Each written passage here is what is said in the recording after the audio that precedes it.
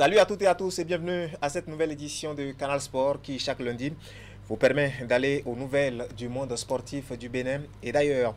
Et ce soir encore, l'exercice sera classique. Nous allons faire parler nos différentes rubriques. Dans Grand Angle, par exemple, eh bien, le ballet des footballeurs internationaux béninois, commencé depuis quelques semaines, va se poursuivre à l'honneur ce soir. Marcel Dandinou, le dernier rempart des Guépards, sera en duplex avec nous depuis l'Afrique du Sud où il évolue. Et puis dans la deuxième partie de cette émission, nous vous l'annoncions la semaine dernière, nous aurons le privilège de recevoir le président du Comité national olympique et sportif béninois, M. Julien Minavoa, à la tête du mouvement sportif béninois. Depuis plus d'une décennie maintenant, eh bien, l'homme vient de s'offrir un nouveau bail de 4 ans. Dans cette édition, nous allons parler avec lui des grands chantiers de ce nouveau mandat. Monsieur Minavoa, bonsoir. Bonsoir à Canal 3, bonsoir chers amis, bonsoir les auditeurs, les téléspectateurs. Voilà le sommaire de cette émission, mise en lumière par 4 messieurs, Francis Kokou, Jules Thio et Augustin Vidécon à la régie première et Clément Bouillonquet à la régie finale en plateau avec moi, mon collègue Candide Hueto. Candide, bonsoir. Narcisse, bonsoir et bonsoir à tous nos téléspectateurs. Voilà, comme c'est de coutume, nous allons faire le condensé de l'actualité et dans notre rubrique Fil Info.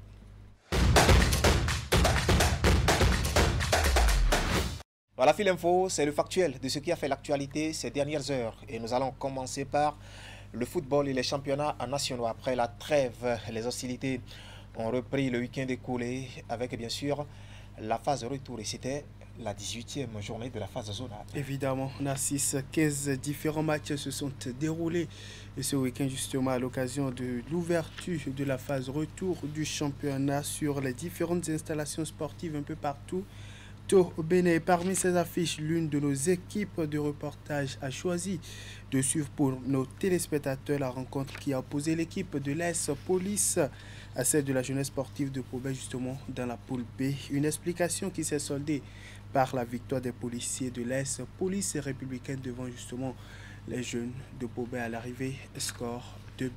On va suivre. Soirée en fanfare pour l'AS Police qui démarre la phase retour de la Ligue professionnelle du football du Bénin par une victoire. Les policiers face à la jeunesse sportive de Pobé assurent rapidement grâce à un but matinal de Daniel Semarco dès la première minute.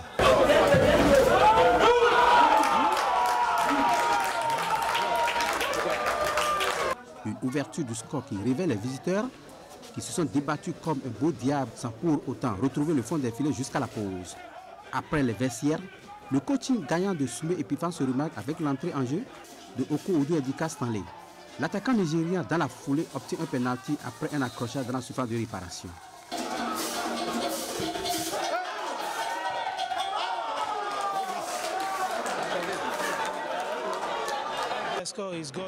Ce but n'est pas de moi, c'est l'œuvre de Dieu.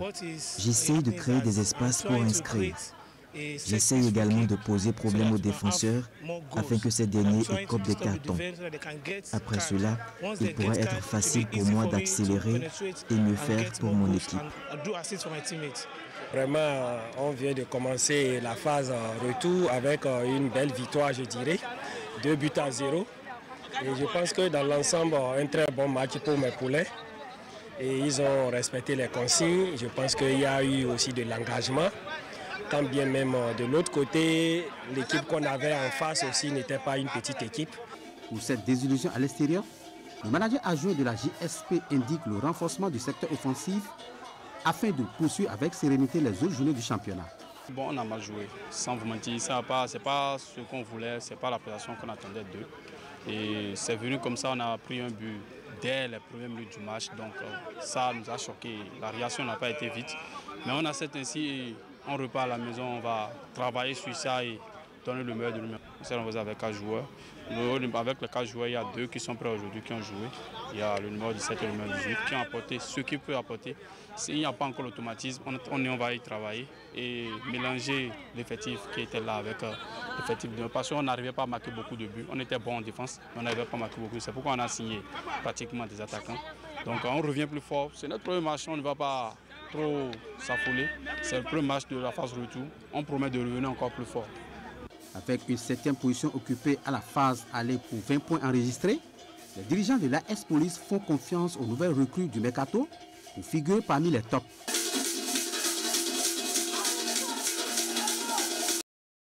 Restons justement avec les équipes du groupe B. Oui, allez-y. Oui, restons justement avec les équipes du groupe B pour donner quelques autres résultats.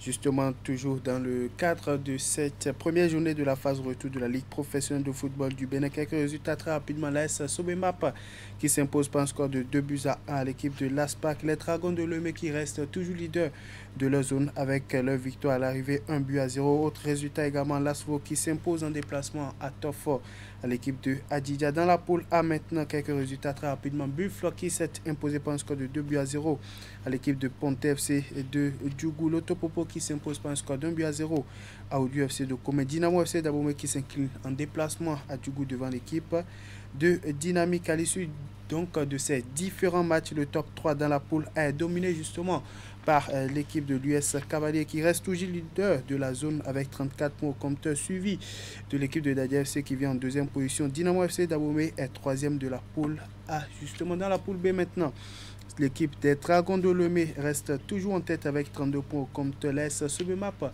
vient en deuxième position avec le même nombre de points au compteur. Et puis l'USS Kraké vient fermer le top 3 dans la poule B. Restons avec toujours en Ligue professionnelle de football pour parler cette fois-ci des subventions de l'État aux différents clubs du championnat national. Cette année, le gouvernement du Bénin finance les différents clubs justement engagés dans la Ligue professionnelle de football du Bénin. Malgré cette subvention, certains clubs éprouvent des difficultés relatives au paiement de primes et salaires des joueurs durant la saison. Le dossier que nous propose ce lundi, Jules Echo, s'intéresse justement au mécanisme de financement à mettre en place par ses dirigeants pour ne plus être trop dépendants des subventions de l'État. On va suivre. Le gouvernement du Bénin a octroyé pour la saison 2023-2024 aux fédérations sportives et aux clubs professionnels un financement de 4 555 millions de francs CFA, soit 60 millions aux clubs de la Super Ligue professionnelle, 40 millions à ceux de la Ligue Pro Suite et 15 millions aux clubs de la Ligue amateur. Une aide qui n'est pas rien mais reste insuffisante pour quelques acteurs au vu des charges d'un club par saison. Bon, la D3 que nous avons fait l'année passée, on a opté pour remonter rapidement en Ligue Pro.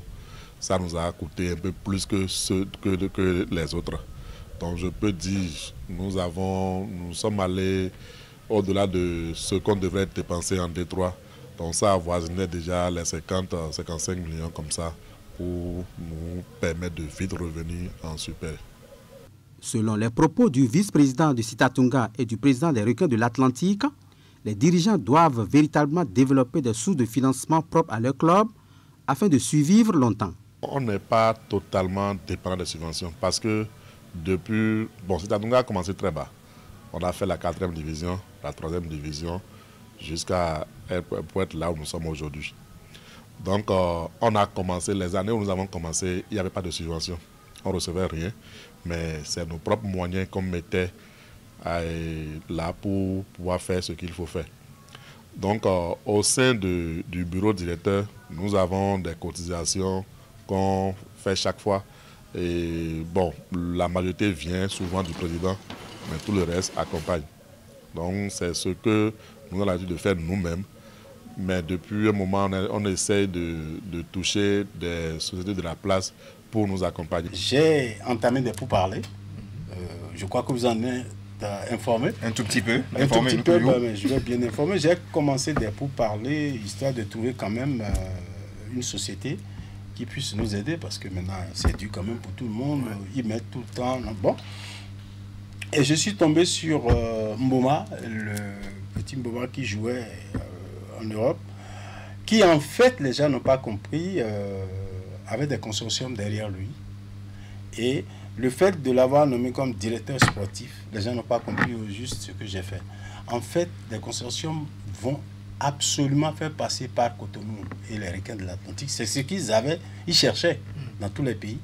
Donc, on leur a tellement bien parlé qu'ils ont dit, bon, tous leurs joueurs vont passer par Cotonou, par les Requins, avant de rejoindre l'Europe. Ça fait la première étape qui nous favorise quand même. Un consortium qui est engagé dans le futur à faire l'école des requins de l'Atlantique. De l'avis de l'analyste sportif Gilles Biguezeton, les dirigeants des clubs doivent retrousser leurs manches dans la mobilisation des sous, pouvant leur permettre de ne plus être trop tributaires des subventions de l'État. Chaque président de club doit tout simplement tout faire pour avoir assez de réserves et si les subventions ne sont pas encore disponibles, que le club ou que les clubs continuent pas à vivre. Mais je suis club. Quelle est ma politique communication, marketing? Beaucoup n'ont pas. Je suis un club, je suis une entreprise sérieuse. C'est que j'ai le procédé ou j'ai les mécanismes nécessaires pour rentabiliser et pour d'abord bien former les joueurs, les revendre, quitte à renflouer les caisses du club. L'aide de l'État aux fédérations sportives, aux clubs professionnels et associations est une priorité pour booster le sport national. Cependant, elle ne doit pas être considérée par les présidents des clubs comme une fin en soi. C'était un clin d'œil à l'aide de l'État devenu, il faut le dire, sponsor traditionnel du sport béninois, du football toujours, mais nous allons changer de genre pour parler maintenant des dames, mais au niveau des sélections nationales. Les Amazones U17, par exemple, poursuivent les préparatifs pour le deuxième tour des éliminatoires de la Coupe du Monde en 2026 de leur catégorie. Hier dimanche, Candide, elles ont encore évalué le travail avec un match test. Oui, une deuxième rencontre amicale qui vient boucler le premier stage justement de préparation pour la sélection cadette féminine du Bénin en vue des éliminatoires du Mondial 2026 au cours justement de ce stage. Quelques jours après leur premier match test contre Dynamique FC d'Abomey-Calavi où elles se sont inclinées sur un score de 0 but contre 1. Les Amazones U17 s'offrent une éclatante victoire 5 buts à 1 contre Victoria Academy Football Club, une équipe de deuxième division féminine du Bénin. On va suivre ici la sélectionneur des Amazones U17, Ida Azansou, au thème de cette rencontre qui marque la fin de ce premier stage. Ce match nous a permis de regarder les filles qui n'ont pas eu assez de temps de jeu pour le premier match amical qui a été joué et pouvoir jauger le niveau de travail qui a été fait pendant une semaine, voir les choses qui n'ont pas marché le match passé. Nous avons essayé de remettre tout cela en jeu aujourd'hui et comme vous l'avez constaté, nous avons gagné 5-1. Mais comme je le dis toujours, le résultat pour le moment importe peu pour nous. C'est comment préparer, comment améliorer les choses pour mieux se préparer contre le match contre la RDC. Parce que l'objectif, c'est une qualification. Et l'adversaire qui est en face aussi n'est pas petit. Donc il faut tout mettre en jeu à notre faveur pour pouvoir aller conquérir la RDC en aller-retour. L'objectif, c'est de passer le second tour avant d'aller passer le second tour est l'objectif. Donc tout fait maximiser nos chances pour pouvoir passer la RDC en aller-retour. Et cette semaine nous a permis d'avoir déjà une idée sur l'effectif. Et la preuve en est, l'équipe qui a commencé le match d'aujourd'hui n'était pas la même équipe qui avait joué le premier match contre Dynamique. Donc tout le monde a joué, tout le monde a donné la même chance à tout le monde pour pouvoir voir leurs capacités et face à l'adversaire. Nous les connaissons déjà à l'entraînement, mais face à un adversaire, comment il se comporte. Et je pense que le match d'aujourd'hui nous a encore permis de confirmer, voilà.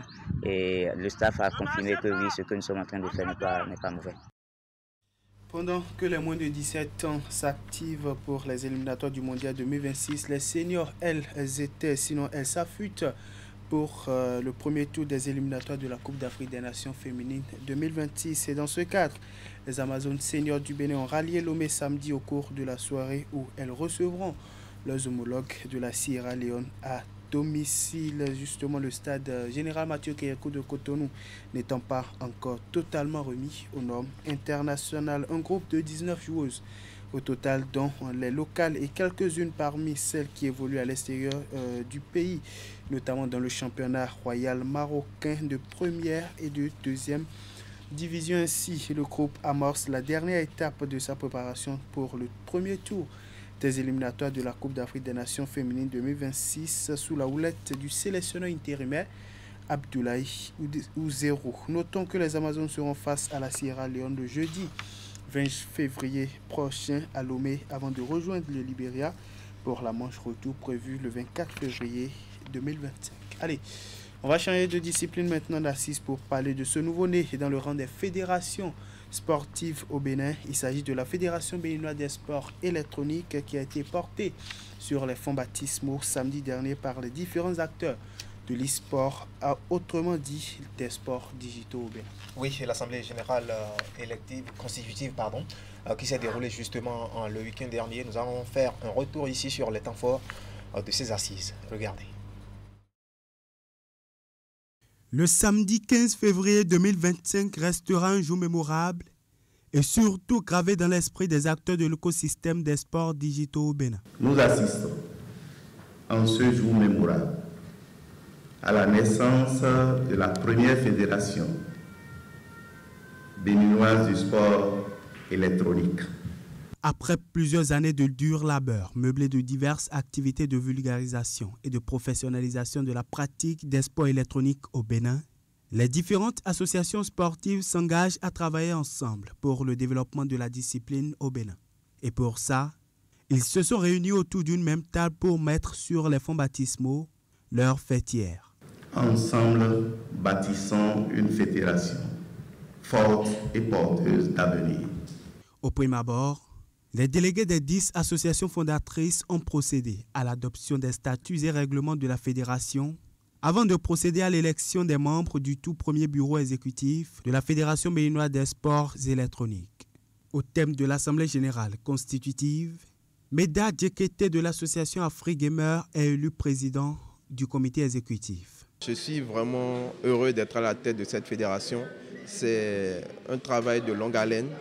Je vais dire, qui veut aller loin ménage sa monture, je dirais. Et je crois qu'actuellement, nous sommes arrivés à bon port. Je suis heureux de voir le Bénin qui essaie de s'illustrer sur le plan national et international dans le domaine de l'e-sport. Et je suis content de voir que le gouvernement a pris cette initiative au sérieux. Maintenant que nous sommes formalisés, nous allons pouvoir suivre un programme rigoureusement établi.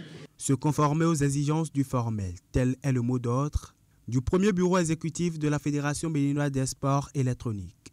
Mais au-delà de ça, il faut aussi prendre en compte certains détails. Le sport au plan mondial est structuré d'une façon donnée.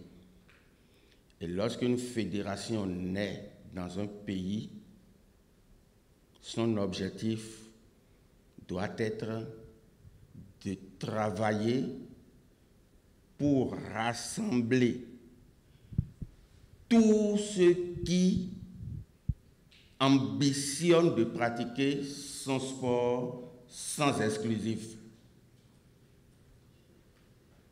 Deuxièmement, s'affilier à une fédération internationale qui est reconnue par le Comité international olympique. Les membres du tout premier comité exécutif élus au thème de cette Assemblée générale constitutive veulent bien compter sur les associations fondatrices de la fédération pour valoriser davantage les sports électroniques afin de bien positionner le Bénin sur la scène mondiale du gaming. Voilà, c'était la naissance bien sûr de la dernière, je vais dire, des fédérations sportives au Bénin. C'était justement notre rubrique Fil Info consacrée aux informations glanées. Et ça, il a d'une rubrique à une autre. Nous allons passer maintenant à grand angle.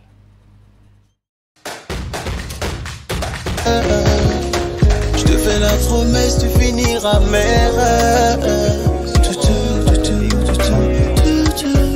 Pour prendre de leurs nouvelles cette semaine, elle s'ouvre sur un grand espoir du football béninois. Son nom, Marcel Danjinou, gardien de but international béninois, sociétaire de JDR Star en Afrique du Sud. Il a décroché notre appel depuis le pays de Nelson Mandela. Marcel Danjinou, bonsoir. Marcel, vous me recevez?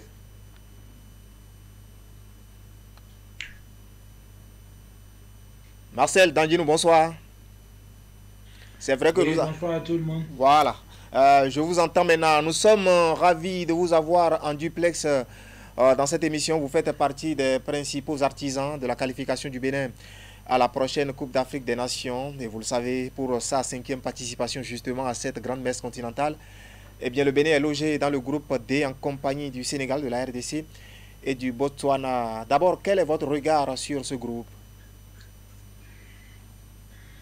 D'abord, je salue tout le monde, je salue le plateau, je salue tout le pays. Voilà. Pour moi, je pense que c'est un regard de découverte, parce que j'en ai pas encore disputé une CAN. Et les adversaires, on les connaît un peu. On a joué contre le Sénégal et la RDC, il n'y a pas si longtemps que ça. Voilà, mais le Botswana reste un peu... Un inconnu. Voilà, un inconnu. Et moi, je joue en Afrique du Sud, donc c'est un avantage car je pense que je connais un peu leur équipe personnellement. Voilà. C'est ça. Alors, et une fois le tirage au sort effectué, est-ce que le sélectionneur national vous a déjà parlé de vos ambitions dans cette compétition? Non, pas personnellement. Mais je pense que nous n'avons pas besoin de prendre par 4 chemins pour dire que l'objectif c'est de sortir du groupe. Voilà. Donc il faut prendre de points contre toutes les équipes. Gagner un premier match, si possible, dans un temps réglementaire, parce que ce n'est pas encore arrivé. Voilà. Donc après dès qu'on passe le tour, je pense que c'est un autre tournoi qui va commencer. Tout à fait. Alors, du point de vue personnel, il y a une date qui me vient à l'esprit, moi, le jeudi 24 mars 2024. Cette date, elle vous dit quelque chose? Le jeudi 24 mars 2024. Ouais, 2024, ouais. C'était le jour de mon match à Abidjan. Voilà. Votre tout premier match? Non. Bon, je pense que mon premier match, c'était en 2022. Oui. Voilà. Et en Turquie, en mars. Voilà. Mais vous n'étiez pas titulaire. Je parle de votre première titularisation. Ah, ok, première titularisation, oui. Ouais. C'était, je pense, contre le Sénégal. Hein. Voilà. Oui. Voilà. Et donc, cette date, vous l'avez inscrite dans un coin de votre tête, sans doute. C'est normal parce que faire confiance comme ça dans un gros match, voilà. C'est pas donné à tout le monde et je pense que c'est ça qui continue jusqu'à aujourd'hui. Tout à fait. Alors, à 26 ans, vous comptez aujourd'hui 12 sélections avec les Guépards, mais de mars à aujourd'hui, est-ce que les regards des gens sur vous ont changé? Est-ce que je dirais que le regard a changé parce que depuis le jour où j'ai mis pied en sélection, ça a été la même chose parce que je suis l'animateur du groupe. Voilà, donc on m'a regardé de la même manière. C'est ça. La façon dont j'anime le groupe et tout, voilà. Bon, de toutes les façons... Puis, je pense que j'ai eu la chance de rester, voilà, à côté de Fabien Fanol et de Satunin. Fabien, à qui je fais un coucou d'ailleurs, voilà, qui m'a beaucoup aidé. Tout à fait. Alors, de toutes les façons, depuis le 24 mars 2024, justement, vous avez enfilé une nouvelle touche, celle de gardien de but numéro 1 en sélection, passant surtout devant un nom moins illustre, né à vous. Je veux parler de Satunin Alagbe. Comment se passe la concurrence entre lui et vous? Est-ce que entre moi et Satunin, je vais parler de la concurrence? Non, parce que j'ai appris et je continue à apprendre à ses côtés, que je joue ou pas, voilà. Et il nous aide beaucoup dans le groupe, que ce soit en dehors du terrain, voilà, et sur le terrain. Et vous-même, vous pouvez le constater. À chaque fois, après les matchs, quand on gagne, vous voyez la façon dont on se prend, voilà. Donc, je continue toujours d'apprendre aux côtés de Satunin. Voilà. Et globalement, en mars prochain, il y a une autre échéance, les éliminatoires de la prochaine Coupe du Monde. Qu'est-ce que le sélectionneur national vous dit par rapport à cette compétition? Il vous parle toujours de la qualification ou bien c'est déjà la nuit sur cette ambition à son niveau? Là, je pense que depuis le début qu'il est arrivé, il a carrément dit qu'il est là pour jouer le mondial. Et nous sommes en train de travailler pour ça. On a eu la qualification de la CAN, voilà, qui donne beaucoup plus de confiance. Et puis, nous allons prendre cette confiance, voilà, pour aborder les matchs à venir et se qualifier pour la Coupe du Monde. Tout à fait. Au programme, vous avez 2 matchs contre le Zimbabwe et l'Afrique du Sud, des matchs qui peuvent constituer, il faut le dire, un tournant dans cette campagne. Comment comptez-vous les aborder justement? Je pense que c'est pareil, hein. À chaque match, on l'aborde avec beaucoup plus d'envie, beaucoup plus de motivation. Voilà. Et c'est vrai que les rendez-vous ne sont pas les mêmes. Mais en match aller, nous avons perdu contre l'Afrique du Sud. Et je me rappelle, on avait fait une très bonne deuxième partie. Voilà. Oui. Et voilà, donc nous allons nous appuyer sur ça et continuer. Voilà. Voilà. Ouais, maintenant, je m'en voudrais de ne pas évoquer votre carrière. C'est votre 5e saison en Afrique du Sud au sein, bien sûr, du club JDR Star qui évolue, il faut le dire, en 2e division. C'est vrai qu'aujourd'hui, vous êtes 3e au classement général et donc candidat pour la montée au sein de l'élite. Mais personnellement, est-ce que vous n'avez pas envie d'aller voir ailleurs? Ouais, des envies d'aller voir ailleurs. Ouais, franchement, mais il faut partir au bon moment. Voilà, faut pas se précipiter, faire un mauvais choix. Faut partir au bon moment. Actuellement, je pense, je poursuis ma progression et je joue bien chaque week-end. Tout à fait, oui. Donc, je n'ai que ça en tête. Voilà, en ce moment. Et à la fin de la saison, je pense que je ferai le point, voilà, des opportunités qui vont arriver avec mon agent. Mais déjà, est-ce que sur votre table, vous avez des offres ou des propositions? Ouais, ça ne manque pas. Il y a des offres, mais on essaie d'analyser quand même. C'est ça. Je rappelle qu'à l'issue de la saison, seul le leader monte alors que les 2e et 3e jouent les playoffs. Est-ce que la montée est toujours inscrite dans les objectifs de JDR Star cette saison? Oui, toujours, ça n'a jamais changé. Et ce serait l'idéal de monter avec le club parce que tout le monde travaille pour ça. Voilà. C'est vrai, l'année dernière, on était presque là, mais au dernier moment, on a lâché. Mais je pense que c'est bon de maintenir le rythme. Voilà, c'est bon de maintenir le rythme. Et si vraiment je monte avec ce club pour jouer en PSL, ce serait vraiment un plus pour moi. Voilà, donc c'est l'objectif, ça n'a jamais changé. Voilà l'objectif du gardien de but international béninois, Marcel Dandinou. Un mot pour conclure cet entretien? Gratitude infinie à vous et à la chaîne. Je pense que c'est un honneur pour moi. Voilà, c'était un plaisir. Je profite pour saluer mes proches, les supporters. Merci à tout le monde pour le soutien. Voilà, le plaisir est partagé. C'était Marcel Dandinou, gardien de but international béninois, qui a décroché notre appel depuis l'Afrique du Sud, au pays de Nelson Mandela, justement où il évolue, au sein du club JDR Star, pensionnaire de la 2e division. Retour en plateau, Candide, un mot sur les propos de Marcel Dandinou.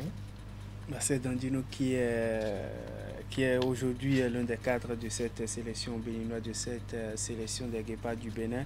On a vu comment est-ce qu'il est venu en sélection nationale, comment est-ce qu'il a fait justement la queue derrière de grands noms. Il vient d'ailleurs d'en citer. Évidemment, Fabien Fanol, Satuna Lagwe, et il a su patienter son moment, il a su patienter, attendre le bon moment où le sélectionneur ou celui qui chapeaute le staff technique de l'équipe nationale va lui faire confiance. Et ce jour-là où il a eu sa toute première titularisation en mars dernier, au mois de mars dernier, où il a prouvé que l'équipe nationale pouvait compter sur lui après cela, quand on regarde un peu ses performances en club aussi au niveau du JDSA, même si d'aucuns me diront que c'est en deuxième division sud-africaine, c'est quand même un championnat UP. Oui, c'est quand même un championnat assez relevé. Et il n'est pas des moins, il est l'un des cadres de son équipe aussi. Chaque week-end, il est titularisé, il joue tout le match. Et puis après cela, on regarde aussi ses performances, le nombre de clean sheets. Il est aujourd'hui à plus de 10 clean sheets en plus de 15 matchs disputés pour le compte de cette saison. Je pense que c'est l'un des meilleurs gardiens qu'on a pour le moment, même si on n'en a pas assez. C'est un des goulots d'étranglement qu'on a aujourd'hui en sélection nationale. Oui. Aussi, il fait chemin ensemble avec son aîné, j'en parlais tantôt, Saturné Alagbe et surtout Serge Bassa, qu'on recevait il y a 2 semaines, ici. Voilà. Nous allons passer maintenant à notre invité du soir, Monsieur Julien Minavoa. C'est dans notre rubrique exclusivité. Mais avant, voici le jingle.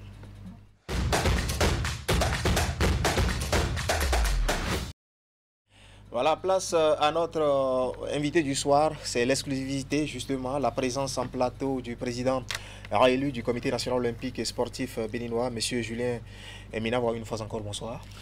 Bonsoir. Voilà, vous êtes à la tête du mouvement sportif béninois depuis 2013 et vous venez bien sûr d'être réélu pour un nouveau mandat de 4 ans. Alors, se faire réélire 3 fois d'affilée à la tête d'un mouvement, ce n'est pas évident, il doit avoir un secret. Comment arrive-t-on à bénéficier d'un tel crédit de confiance de la part d'un monde connu surtout pour son caractère contestataire?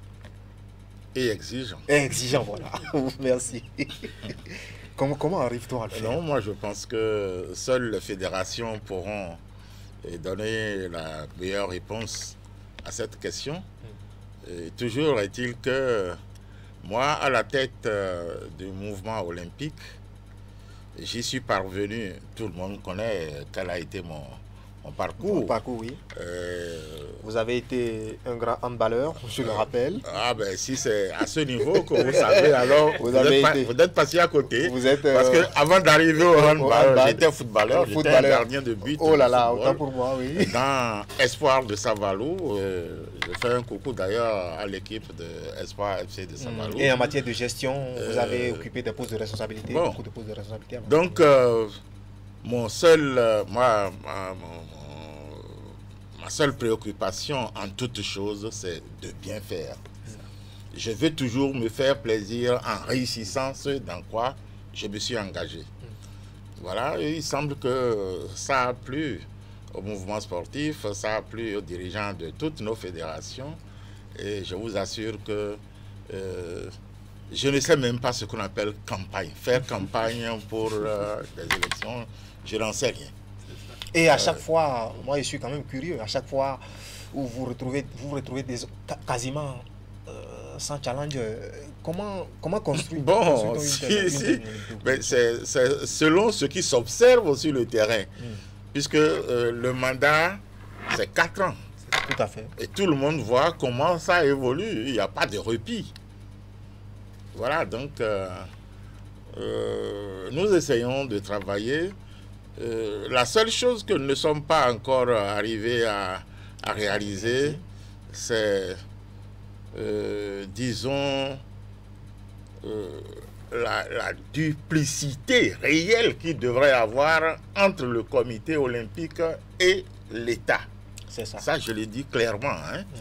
Il n'y a pas encore cette duplicité. Il y a des efforts énormes qui se font par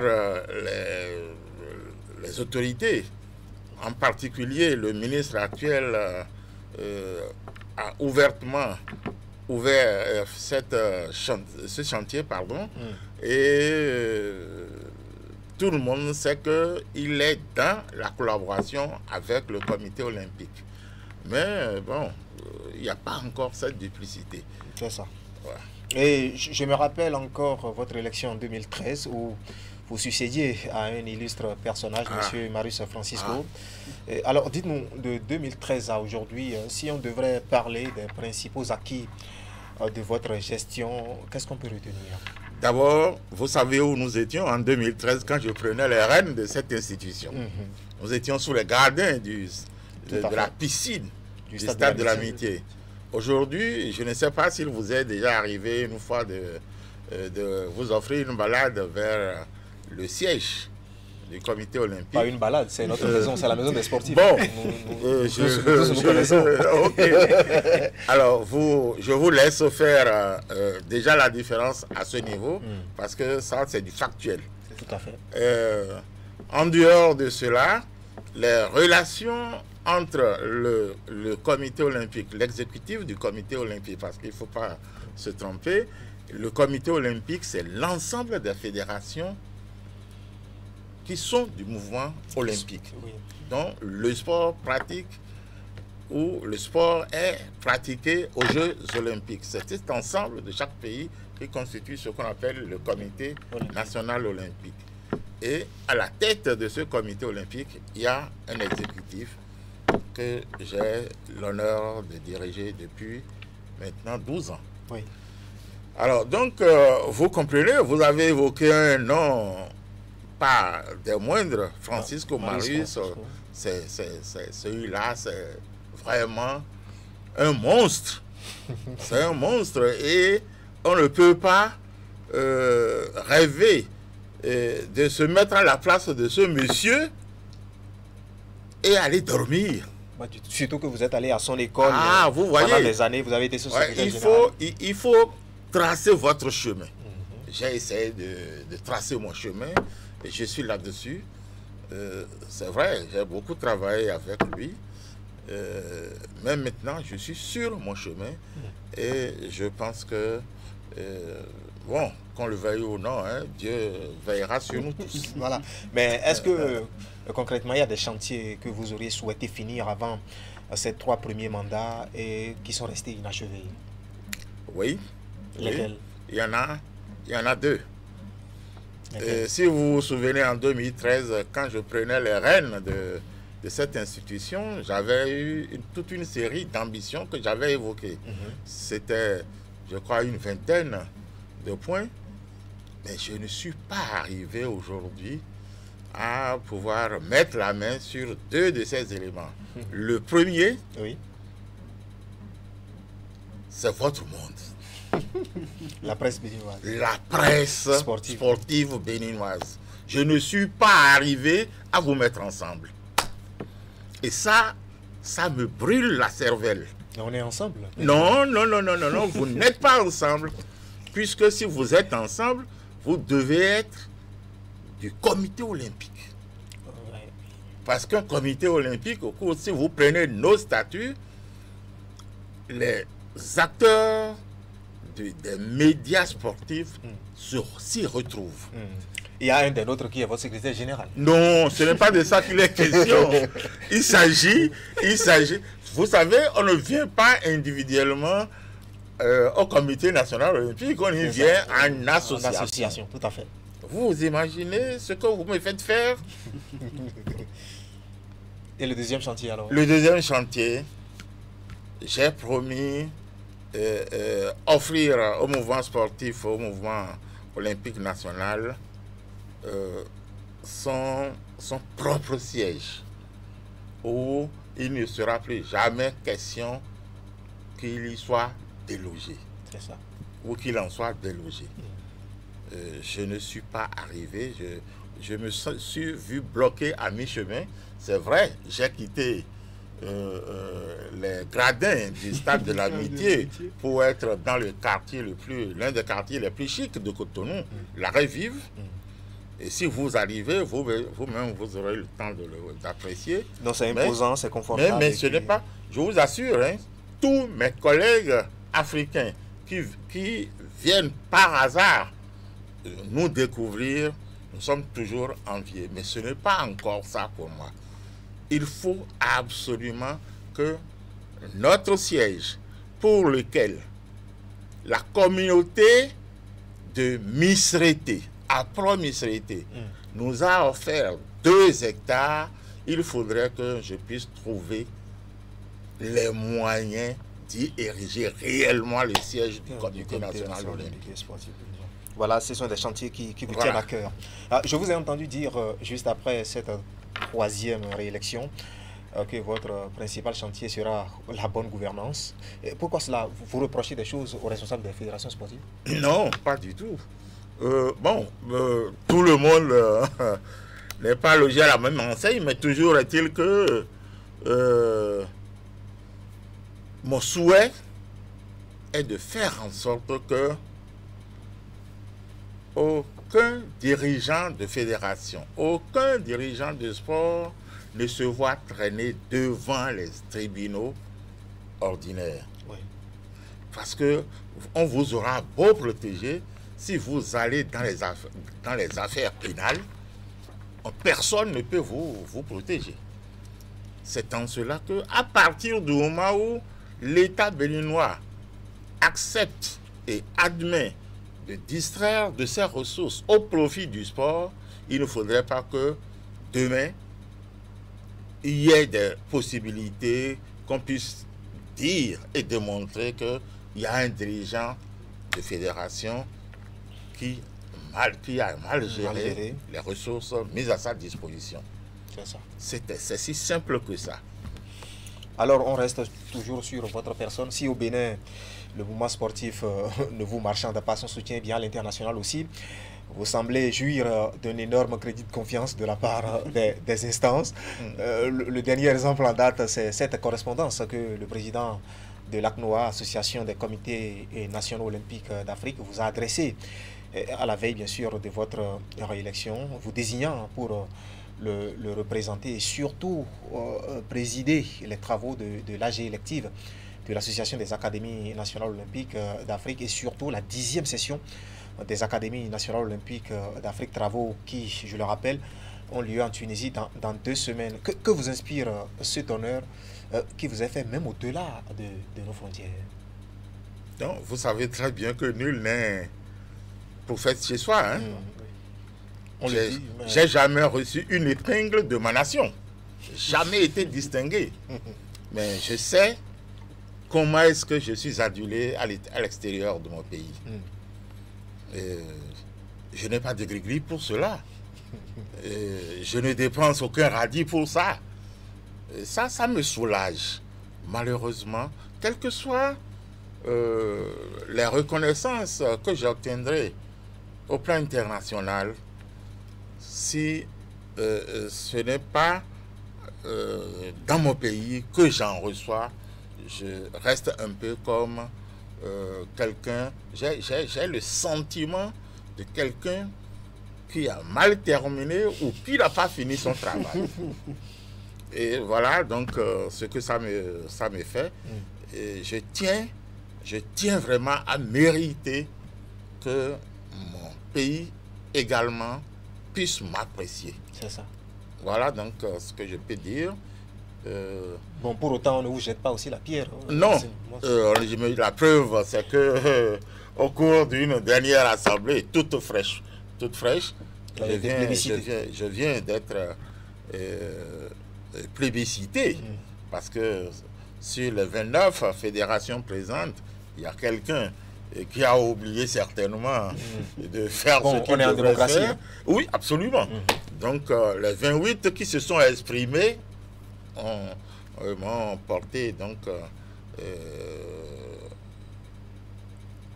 je ne savais même pas quand est-ce que j'ai fait tout ça là, dans la salle. Bon, ben, ça c'était les travaux. Vous, là, vous êtes dangereux. De l'Assemblée. De toutes les façons, moi, mon regard reste toujours à l'international, toujours dans la même correspondance. J'en parlais tantôt. J'ai lu des passages qui parlent de vos soutiens constants au mouvement olympique en Afrique. Dites-nous, c'est des soutiens de quelle nature? Intellectuel. Soutien intellectuel. Je n'ai pas autre chose que ça. C'est ça. Je suis invité à l'Assemblée, vous venez de le dire, à l'Assemblée générale élective. Non, je suis missionné pour aller présider l'Assemblée générale élective des comités nationaux. Des académies nationales olympiques. Les académies nationales olympiques c'est au niveau de chaque comité national olympique, la branche intellectuelle. C'est ça. Où l'on ne parle que de la philosophie olympique, c'est-à-dire la philosophie fondée par le baron Pierre de Coubertin, la philosophie qui constitue le socle même du mouvement sportif international. Et ça, je dois dire que avec le président Feu Francisco Marius, je suis le cofondateur de l'Académie nationale olympique du Bénin. Nous l'avons fondée en 1985 en présence du président du CIO de ce temps, Juan Antonio Samaranch. Vous avez dû certainement entendre parler de lui. Oui. Et depuis lors, donc, nous étions le deuxième comité olympique, c'est-à-dire le deuxième pays à disposer de cet outil. Moi, je venais de finir ma formation dans cette filière-là et le président Francisco m'a fait l'honneur de m'associer à la création de cette institution. C'est ça. Et cela nous a permis d'initier pas mal d'Africains pour que chaque comité olympique au sud du Sahara de l'Afrique puisse en disposer également. Aujourd'hui, pratiquement tous les pays africains disposent de leur académie. Les 54 nationale. Oui, disposent de leur académie nationale olympique. C'est eux qui se retrouvent à Tunisie, à Tunis, dans disons 24, du 24 au 28. Au 28 pour mettre en place, pour renouveler l'organe dirigeant au plan africain. Voilà donc comment ça s'est passé. Et on vous désigne pour aller présider. Oui, ça c'est une question de confiance au niveau... Je dois dire au passage que je suis le président de l'association francophone des académies olympiques. C'est ça. Vous imaginez? Oui. L'association francophone. Quand on parle de l'association francophone, c'est au-delà de l'Afrique. Hein. C'est ça. C'est le monde entier. Partout où on parle français. Français. Je suis le président de cette association. Donc, que je sois désigné pour aller présider une association africaine, ce n'est pas extraordinaire. Pas du tout alors. Voilà. Mais le crédit de confiance, ce crédit de confiance, ça ne court pas les rues. C'est pour cela que ça a réveillé notre intérêt. Oui, vous avez raison. Vous avez raison. Je suis un peu comme le disent les fonds, dans la politique du gombo, qui est en train de naître et qui tient à grandir. Et il fait quoi, le gombo? Parce que vous comprenez le fond, vous êtes au fond, je crois. Vous êtes des tauris, non? Non. Et là, non, nous fait virer nation à Mapaglo, non. Voilà. Alors, si vous pouvez traduire ça pour vos auditeurs, ce serait une bonne chose. Que les sénateurs plutôt. Voilà. Voilà. Merci, monsieur Julien Minabo. Je ne sais pas si candidat. Non, ma seule préoccupation, c'est justement cette toute première médaille olympique derrière laquelle court le Bénin depuis tant d'années. Le président Julien Minavoa, on ne sait pas si ça fait partie de ses priorités pour la prochaine Olympiade. Je ne me fais pas d'illusions. Oui.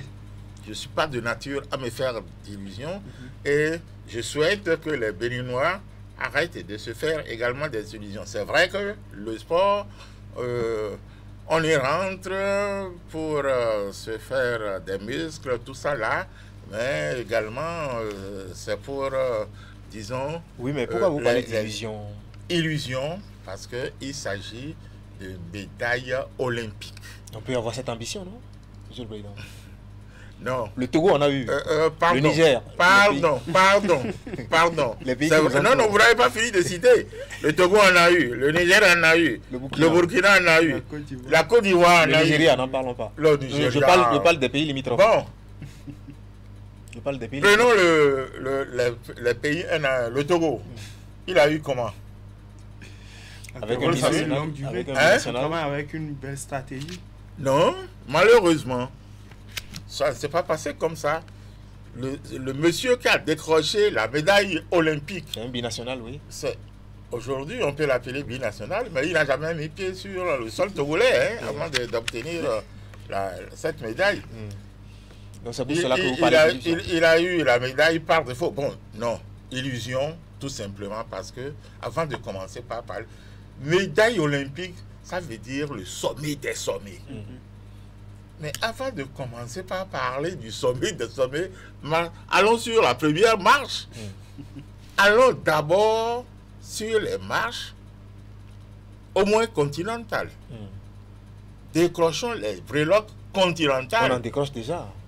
Au niveau de l'athlétisme, le Bénin a eu des médailles d'or en athlétisme. Odila championne. Odila Mavanou, par exemple. Oui. Non, pardon. Odila Mavanou a eu médaille d'or, c'est vrai. Elle est championne, triple championne. Oui. Et ça, je lui tire chapeau. Il n'y a pas un autre cas. Hein. Vous irez trouver, il y a peut-être 10 ans, qu'il y a quelqu'un qu'on appelle Dovi au karaté qui est médaillé. Maintenant, quand vous Maintenant, en dehors de ces cas, est-ce que d'abord, en dehors de ces cas, est-ce que vous pensez que quelqu'un a approché les médailles au niveau mondial?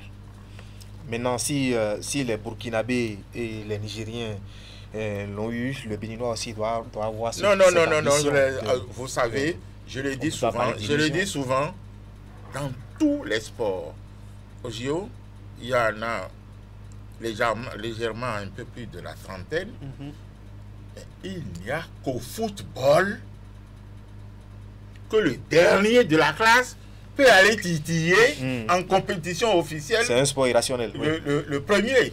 C'est un sport irrationnel. Mais dans tous les autres sports, la hiérarchie est respectée. Tout à fait. Monsieur Julien Minawa, on a tenu un peu par le temps. Un mot pour conclure ce débat. Merci beaucoup de m'avoir fait venir à votre plateau. C'est bon. Il me semble qu'il y a une dizaine d'années que je suis venu dans vos locaux ici. Et moi, je tiens à féliciter le travail que vous fournissez ici. Et surtout, quand on voit les conditions dans lesquelles vous faites ce travail, vous êtes vraiment à féliciter. Et je vous encourage vivement pour ça. Voilà. C'était M. Julien Minawa. Je rappelle que vous êtes le président du Comité national olympique et sportif béninois. Il y a un peu plus d'une semaine, le mouvement sportif béninois vous élisait pour un nouveau et 4e mandat de 4 ans. Ainsi prend fin notre randonnée vespérale de ce lundi 17 février 2026. Derrière moi, il y avait toute une équipe. Francis Koko, Augustin Vidécon, Jules Etcho à la régie première et Clément Boyonpé à la régie finale. Tout le plaisir a été pour nous de vous tenir compagnie pendant près d'une heure. Retrouvez toute l'équipe de la rédaction sportive de Canal 3 Bénin lundi prochain dès qu'il sonnera 21h. Bonne soirée à toutes et à tous et sportivement vôtre.